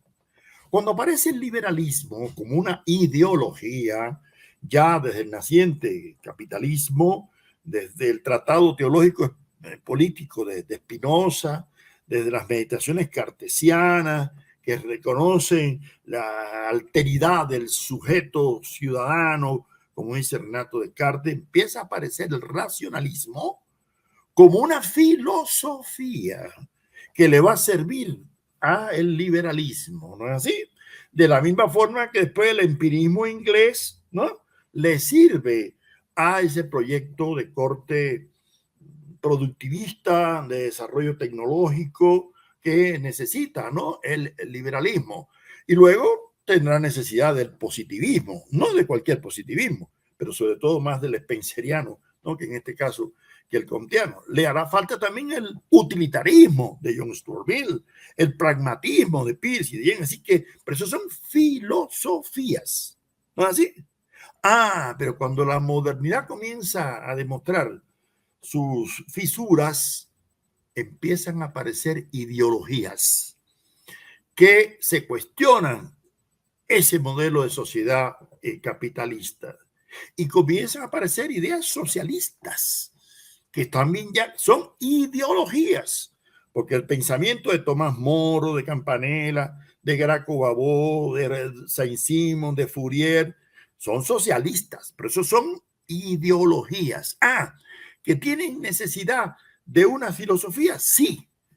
Y cuando aparece, ¿no?, ya el socialismo y el comunismo como términos a principios del siglo XIX y finales del siglo XVIII, con Graco-Babot, empieza a aparecer la necesidad de filosofías. Y una de ellas es lo que hemos llamado, o mal llamado, marxismo, que debíamos haberle llamado concepción dialéctico-materialista de la historia, porque el propio Marx no quería que se le llamara a su filosofía marxista, ¿no es así? Y por eso respondió en aquella entrevista en francés que él no era marxista. ¿Y por qué respondió en francés? Si la pregunta era en inglés y era para un periódico norteamericano. Porque lo que quería era que en Francia, donde se había puesto de moda la palabra marxista, con su yerno, el cubano Pablo Lafargue, ¿no?, y Paul Longuet, se supiera que él, Marx, no se consideraba que había descubierto las leyes universales de la historia. No, porque él se oponía a cualquier filosofía de la historia y que él lo único que había descubierto era cómo funciona el modo capitalista de producción, pero en Inglaterra, el país más capitalista desarrollado en el siglo XIX. Ya, eso era suficiente con haber descubierto la plusvalía y la concepción materialista de la historia. Lamentablemente, Engels, en su discurso ante la tumba de Marx, dice que la doctrina debe llevar su nombre, marxista. Pero si Marx hubiera estado vivo, hubiera dicho que no. Igual que Lenin no habló del leninismo. ¿Y quién creó eso de marxismo-leninismo? Stalin. ¿Para qué? Para ponerle después marxismo-leninismo-stalinismo. ¿Es así? Mire, yo he sido profesor de historia de la filosofía muchos años en Cuba y siempre me hice esta pregunta: ¿por qué los gentilicios se usaban en las filosofías antiguas, medievales y modernas y desaparecieron de las contemporáneas? En la antigüedad sí se hablaba de aristotelismo, platonismo, epicureísmo, agustinismo, tomismo, cartesianismo, hegelianismo, kantismo. ¿Y cuál es el último? Marxismo. Yo no conozco nietzscheanismo, no. Yo conozco vitalismo, nihilismo, ¿no es así? Yo no conozco heideggerianismo, no. Yo conozco existencialismo. Yo no conozco husserlianismo, no. Yo conozco fenomenología. Yo no conozco wittgensteinismo, no. Yo conozco filosofía analítica, neopositivismo, ¿no?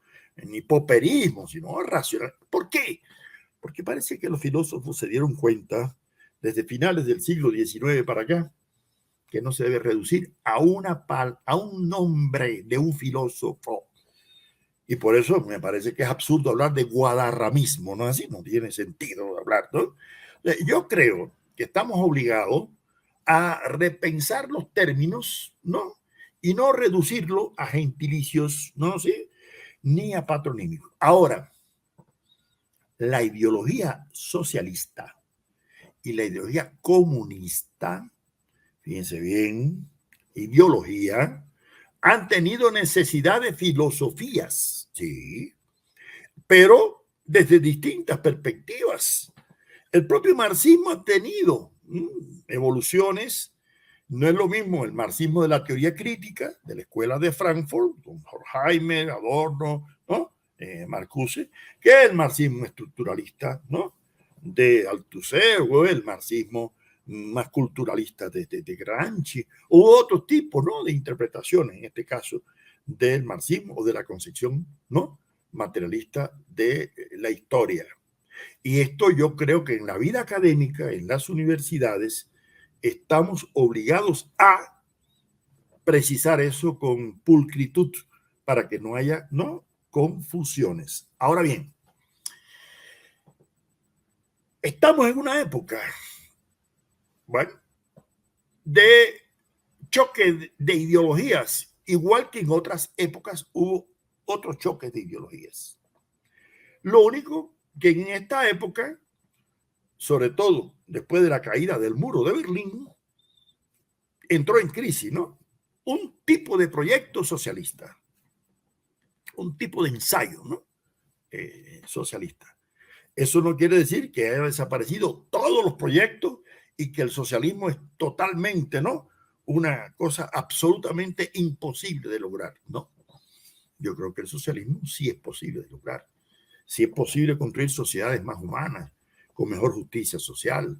Y el pueblo cubano, eso es lo que precisamente, ¿no?, está tratando de hacer. Pero frente a eso hay un capitalismo transnacional, ¿no es así?, con una ideología que en este caso es la neoliberal, porque cuidado, el fascismo no es una filosofía, el fascismo es una ideología. Pero necesita de filosofías. Y el fascismo ha necesitado del voluntarismo, del nihilismo, ¿no es así? Igual que el anarquismo, que también es una ideología, pero no es una filosofía.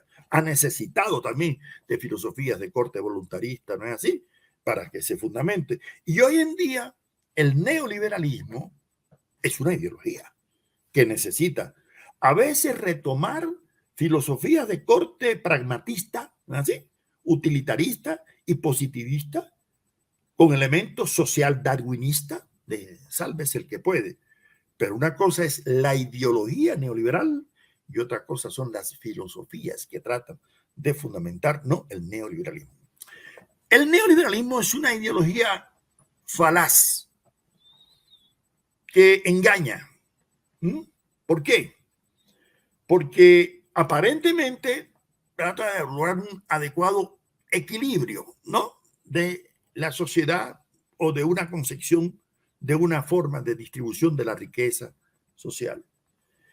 Pero es que Joseph Stiglitz, que nadie va a pensar que es un marxista ni un comunista, que fue presidente del Banco Mundial, asesor de Clinton, ¿no es así?, dijo que él pensaba que con el neoliberalismo se le iba a abaratar el precio de la leche a los niños de Haití. Y no fue así. Con todas las políticas de dumping, los neoliberales, ¿qué hacen con los tratados de libre comercio y con todo? Tratar de desbaratar la economía de nuestros países, no solamente latinoamericanos, africanos, ¿eh?, y luego manejar, ¿no?, la economía con precios superiores. Y por eso es una fantasía neoliberal lo del libre comercio, el libre cambio, que no ha existido nunca, siempre ha sido manejado, ¿no?, por fuerzas ocultas detrás, no, del mercado. Ahora bien, yo creo que la palabra comunismo, si la vamos a entender, dependerá de muchos elementos. Miren, Marx y Engels en la ideología alemana dijeron que el comunismo no es un estado a implantar, sino que es un movimiento crítico de superación de un estado de cosas que parte de premisas históricas existentes y por lo tanto diferentes. ¿Esto qué quiere decir? Si vamos a los llamados clásicos, a Marx y Engels, que no entendieron el comunismo, ¿no?, como una etapa obligatoria, como ciertas visiones deterministas de una cierta interpretación positivista tuvieron algunos partidos comunistas de la Tercera Internacional, ¿no? De que el comunismo era algo que obligatoriamente se iba a producir.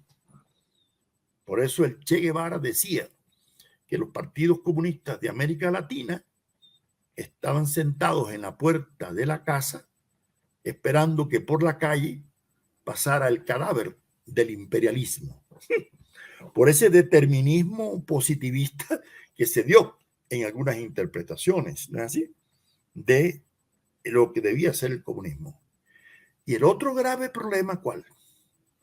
Marx y Engels no concibieron que el socialismo iba a comenzar por países atrasados, no. Ni por países aislados, no. Sino que iba a triunfar en los países capitalistas desarrollados y que luego se trasladaría a los países ya coloniales o neocoloniales. Porque para Marx y Engels, primero, tenía que haber una riqueza de la producción, ¿no?, de la productividad, del trabajo, y en eso Lenin también fue claro. Si el socialismo quiere superar el capitalismo, tiene que superarlo en la productividad del trabajo. Pero el problema está en que no es solo en la producción de bienes materiales. Si el socialismo, como decía Gramsci, no genera una nueva cultura, está fracasado. Y eso es lo que el Che también insistió, el tema de la visión moral, de una nueva ética, de un hombre nuevo, de una concepción distinta, ¿no?, de la vida y sobre todo de la relación hombre-naturaleza. Por lo tanto, si el socialismo pretende ser, ¿no?, un camino para buscar una alteridad a una sociedad injusta e inhumana como es la capitalista, primero tiene que cambiar sus términos con relación a la relación con la naturaleza, con la Pachamama. Porque de lo contrario, mire lo que nos está sucediendo, que cada vez que encendemos el televisor vemos la sequía en Europa, que están desapareciendo los mariscos en España, que está desapareciendo, ¿no?, el trigo. Entonces la cosa cada vez es más preocupante y eso es producto del desarrollo que ha habido de la sociedad presuntamente moderna, ¿no es así? Ahora, ¿esto qué quiere decir? Que ya está elaborada toda la teoría y que la cuestión es simplemente aplicar el marxismo o aplicar la concepción.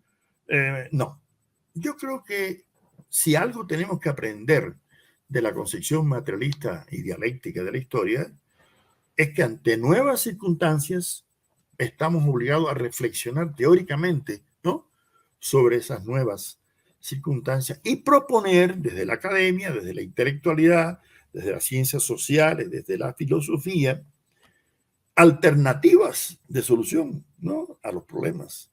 Y no hacemos nada con lamentarnos que ya ha habido compañeros de viaje que han abandonado, ¿no?, la izquierda y que ya se han desengañado. Bueno, Mario Benedetti, el poeta uruguayo, decía que hay que tener cuidado con los que están sometidos a la industria del eterno arrepentimiento. Yo tengo amigos que eran comunistas en los años 70, cuando cayó el muro de Berlín, se hicieron neoliberales, y cuando cayó el otro muro, el de Wall Street, en el 2008, ya no saben para dónde van a ir, ya no saben qué ideología asumir. Y es muy triste que una persona abandone sus ideas y sus convicciones por las cuales ha luchado, ¿no?, toda la vida.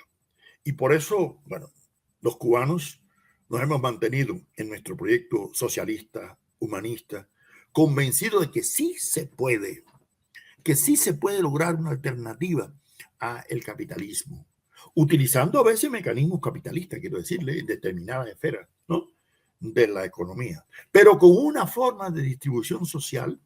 Y por algo, yo me quedé muy impresionado cuando visité China en el 2008, ¿no?, porque siempre hablábamos de China. Cuidado, que los chinos han logrado algo que los soviéticos no lograron en cuanto a elevar el nivel, ¿no?, de pobreza a sus mínimas expresiones, ¿no es así? ¿Que han utilizado métodos capitalistas? Bueno, se los podemos cuestionar. pero que tienen otras formas de gobierno, bueno, se lo podemos cuestionar. Pero de que no cabe la menor duda de que el salto cualitativo y cuantitativo de China en el mundo, y que ha puesto a los Estados Unidos ahí en una forma de amenaza, es expresión de otro tipo de alternativa, ¿no? De construcción socialista, como lo hacen otros pueblos, ¿no? Del mundo. Yo creo que no podemos hiperbolizar que nosotros ya los cubanos tenemos la verdad y tenemos la única solución. No. En cada país hay condiciones específicas, particulares, ¿no? De desarrollo, de las formas en que pueden lograr una mejor justicia social. Hoy en día estamos viviendo una época muy favorable a la izquierda en América Latina, ¿no es así? Es indudable. Y eso tiene preocupado a determinados sectores de la ultraderecha, y por eso hay que estar muy atentos, porque los golpes de Estado duros y blandos se pueden repetir en cualquier momento, porque la ultraderecha es como el tigre, aquel que Martí hablaba en nuestra América, ¿no? Acecha para lanzarse cuando menos uno se lo imagina. Esa es mi idea al respecto. Bien, profesor, ese tema me es muy caro, me parece muy interesante y daría espacio aquí para un otro debate, una otra entrevista, porque esa cuestión que usted como profesor, como maestro de filosofía, tiene mucha atención sobre los términos, ¿no? Aunque yo pense que se puede llamar la filosofía la concepción dialéctica de la historia de comunismo, es una cuestión de términos nomás, una filosofía pautada, basada en la categoría de la totalidad, en la praxis, ¿no? Una filosofía que no se... un pensamiento, una filosofía en un término más amplio, más lato, un pensamiento que no se limite al teórico, pero que tenga algo de aquella idea de las filosofías orientales antiguas, ¿no? De la práctica, ¿no? Y una filosofía que no se limita a la verdad fijada, siempre en dialéctica, la verdad siempre en la historia, pero eso daría mucha conversa. Y solo un punto que me pareció interesante, profesor, a usted, a nosotros que nos importamos con eso de la correcta denominación. Yo no pienso que, y quizá usted ahí en el calor de la habla, a veces puede haber dicho, pero yo no pienso que China o que Cuba estén utilizando, como dijiste, mecanismos capitalistas. Yo que pienso son que utilizan mecanismos que el conocimiento moderno, que é uma miscigenação de conhecimentos de muitos pueblos e intercâmbios desde milênios, utilizam mecanismos nomás, mecanismos característicos do capitalismo, pero que podem ser utilizados de outra forma. Então, eu não chamaria de mecanismos capitalistas. Técnicas, instrumentos, não? Que o comércio não é capitalista, o comércio sempre existiu, ou seja, desde que o homem começou na antiguidade, a primeira antiguidade, a ter um excedente produtivo, não? Bueno, se quer, comenta um pouco disso, mas já emendo aqui uma outra pergunta que tem que ver com o final dessa pergunta anterior, que você não chegou a contestar, sobre a academização do marxismo, um marxismo que se entrincheira, que não vai mais à luta, se queda muito só na teorização. Então, já emendo essa pergunta, porque nosso tempo, eu sei que você vai dar classes também na sequência, então já tem que ver com essa pergunta número 8. Como dizia, não? O marxismo, em grande medida, se ha atrincheirado na academia, uma certa academização depois da caída soviética. E esse tema do compromisso social ¿no?, que cabe a los marxistas. Me gustaría conocer su opinión sobre una cuestión que siempre ha interesado a los colectivos de educación popular y política por los que he militado, el problema del aburguesamiento social de algunos grandes marxistas teóricos, ¿no? Según Gramsci, ¿no?, que fue citado aquí, el intelectual debe tener una relación vital con su clase. Ese nuevo intelectual orgánico, como afirma él en sus cuadernos del cárcel, ya no está en la elocuencia, sino en la cualidad de mezclarse activamente en la vida práctica, como constructor, organizador, persuasor permanente, ¿no?, pasando de la condición de técnico trabajador a una concepción histórica humanista. Dice él que el error del intelectual es creer que se puede conocer sin comprender y principalmente sin sentir y estar apasionado por aquello que quiere conocer.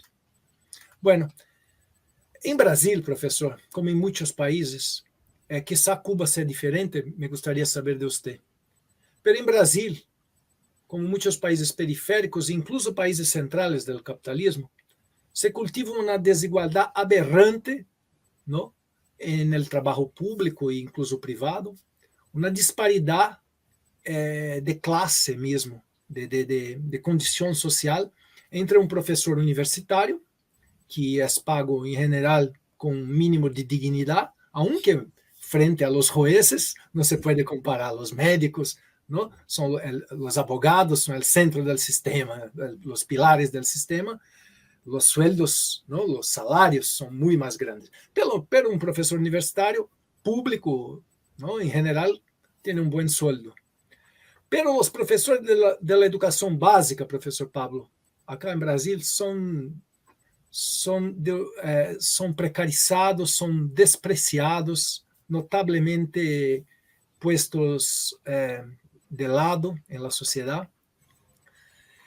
Le pregunto, ¿sería correcto pensar que se trata de una forma de cooptación practicada por el sistema burgués, por el sistema capitalista? Una cooptación que pretende domesticar los espíritus críticos, como usted mismo dijo, ¿no?, que están en la academia intentando hacer una crítica contundente al sistema. Viene el sistema y le paga un sueldo, le ofrece un buen sueldo, abismalmente superior a los profesores de los años fundamentales, de las escuelas, de los colegios, ¿no?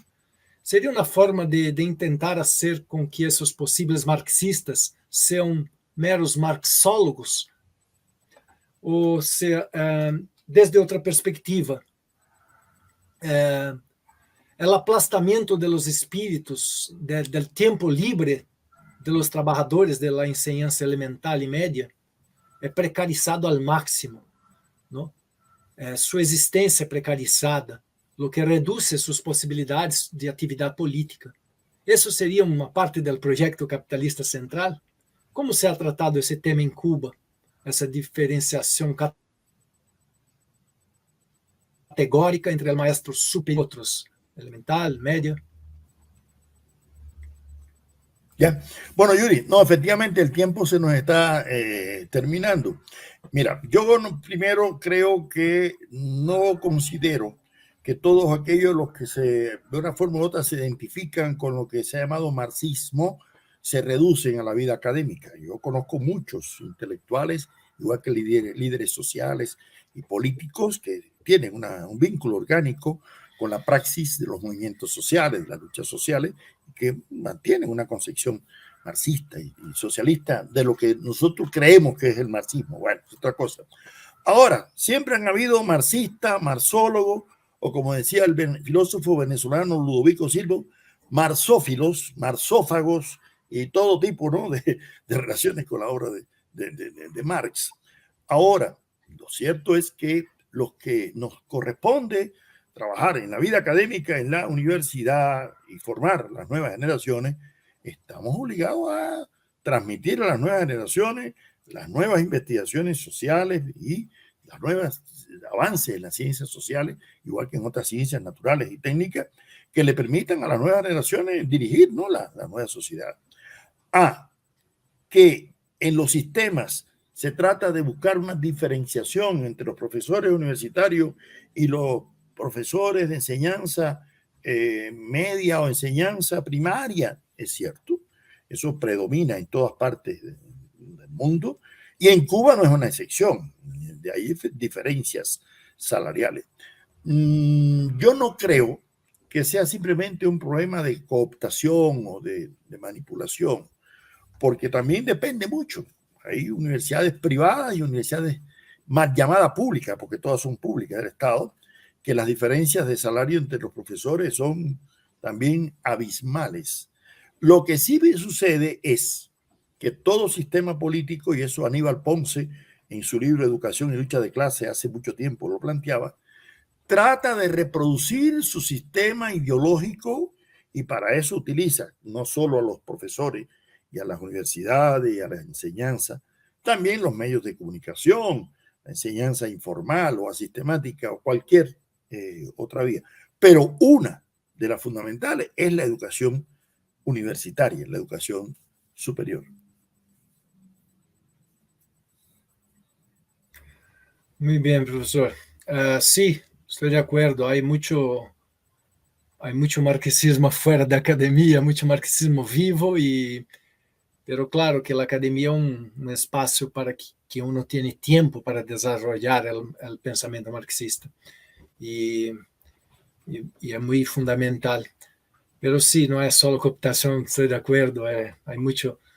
Y la cooptación no es solo por ahí, ¿no? La media, la prensa tiene una gran fuerza, el cinema, ¿no? El cine.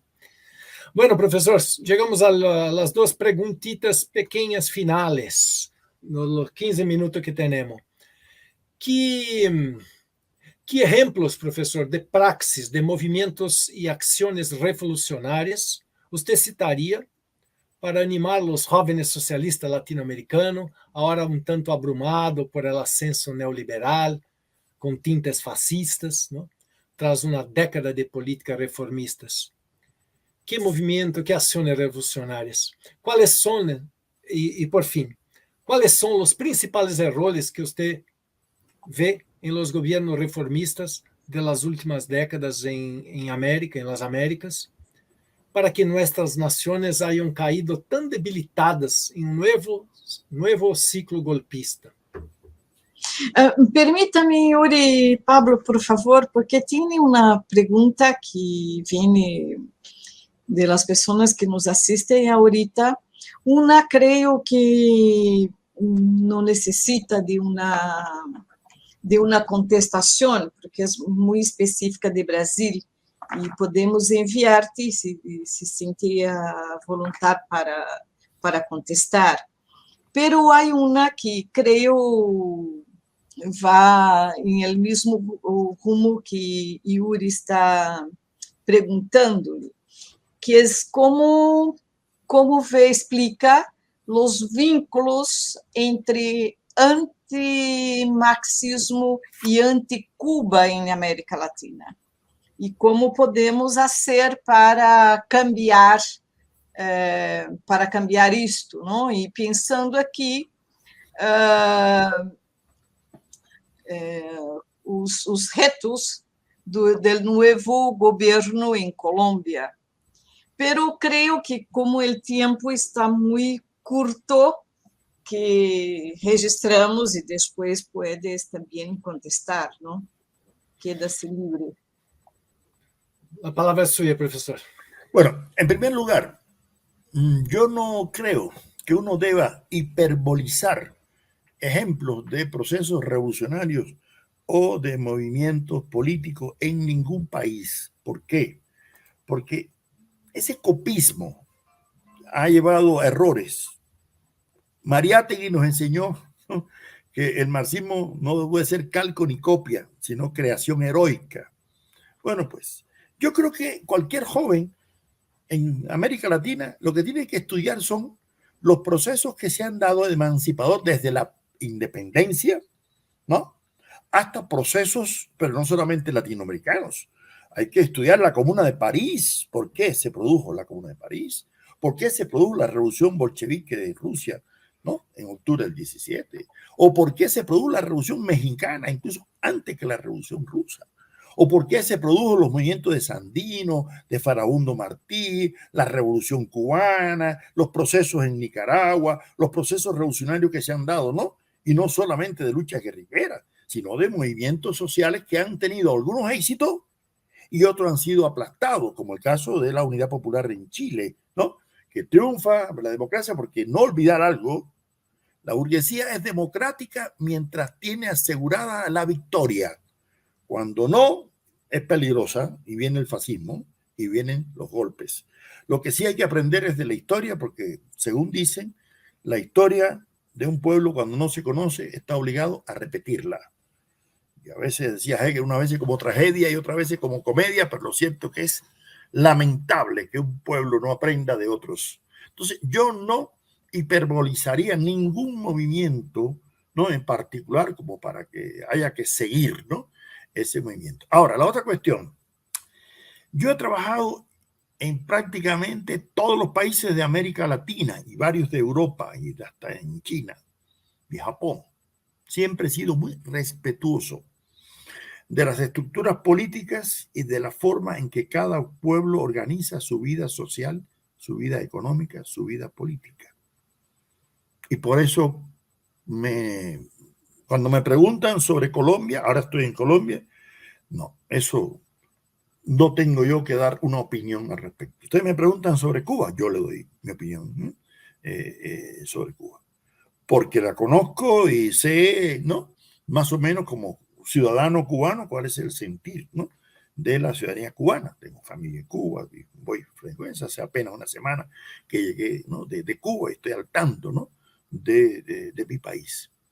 Ahora, lo que sí veo con muy buenos ojos es que parece que a raíz de las protestas sociales que se dieron a raíz del 19 para acá, los pueblos de América Latina se vieron insoportables ya, no solamente por la pandemia, sino por las medidas neoliberales que se han implantado en la mayor parte, ¿no? de los países de América Latina. Y eso explica el auge de las victorias de gobiernos de izquierda. No voy a ponerme a mencionar ninguno en particular, ustedes los conocen, ¿no? Perfectamente. José Martí, en el siglo XIX, decían, los pueblos son como los volcanes, nadie los enciende, explotan solos. O sea, cuando hay determinadas condiciones históricas sociales, se producen protestas, insurrecciones, no manifestaciones. Y creo que una intelectualidad orgánica, como diría Gramsci, debe estar vinculada a una praxis política y no solamente ser, ¿no? intelectual de academia, no estar más allá del bien y el mal, no asumir la presunta neutralidad axiológica de Max Weber, porque nunca ha existido y nunca existirá. Los intelectuales siempre tendrán un vínculo orgánico de una forma u otra, o en favor o en contra del progreso social y del bienestar de la mayoría de la población y de los sectores humildes de la población.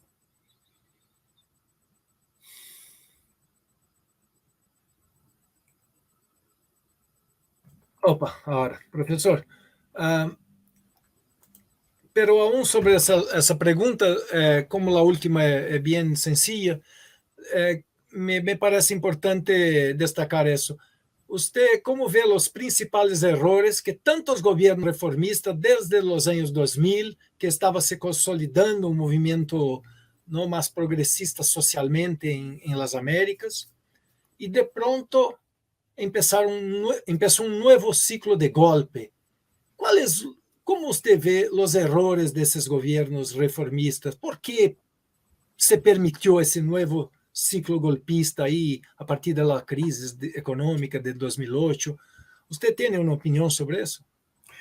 Bueno, por supuesto que tengo opinión. Y ya lo dije. Cuando hay una situación económica difícil, se producen situaciones de auge del totalitarismo y de las dictaduras de corte, ¿no? Fascistoide. Y por eso hay que tratar de en todo lo posible, porque mejora el nivel de vida de la población. Es más, mira, a fines del siglo XIX, los gobiernos liberales, y estoy hablando de Inglaterra, de Francia, además, empezaron a asumir que las consignas de los partidos socialdemócratas que había creado Marx en 1864, de mejorar los niveles de salario, de pensión para los obreros que se jubilaban, de vacaciones pagadas, había que implantarlo. ¿Y quién lo implantó? Bismarck en Alemania, o sea, gobiernos de derecha, para evitar las revoluciones. Herbert Spencer, en su libro Man vs. State, lo plantea claramente. Si no se toman medidas, es más, Nietzsche decía, si no se toman medidas, vendrán insurrecciones peor que la Comuna de París.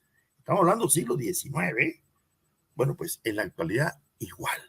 Robert Kennedy, el hermano de John F. Kennedy, cuando vio que había movimientos guerrilleros por América Latina, lo mandaron al Senado de Estados Unidos que viniera a ver por qué había revoluciones parecidas a la Revolución Cubana.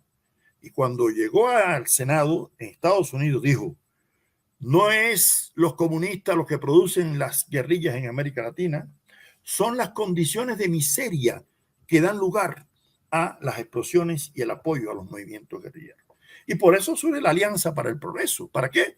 Para repartir laticas de leche condensada, alimentos, algunos zapaticos tenis, para evitar las revoluciones. Entonces, yo primero creo que cuando hay gobiernos reformistas, fíjense, no gobiernos revolucionarios, radicales, que benefician a los sectores populares, yo creo que estamos obligados a apoyarlos y no a enfrentarlos, sino facilitarles para que mejoren las condiciones de los sectores, porque esa debe ser la labor también de un intelectual, no con el perfectismo del ultraizquierdismo, que todo tiene que ser o el socialismo o muerte a última. No, cuidado. Eso en dependencia de cada país y de las particularidades de cada uno de los países. Si son reformas que benefician a los sectores populares, bienvenidas sean. Muy bien, profesor. Gracias. Estoy de pleno acuerdo. Y quería saber más nomás eso de, sí, el problema social lleva a esas reacciones, pero quizá también un poco del alejamiento de los gobiernos reformistas de sus bases, ¿no? Eso es un problema. Pero ahí ya no tenemos mucho tiempo, profesor. Voy a la última pregunta.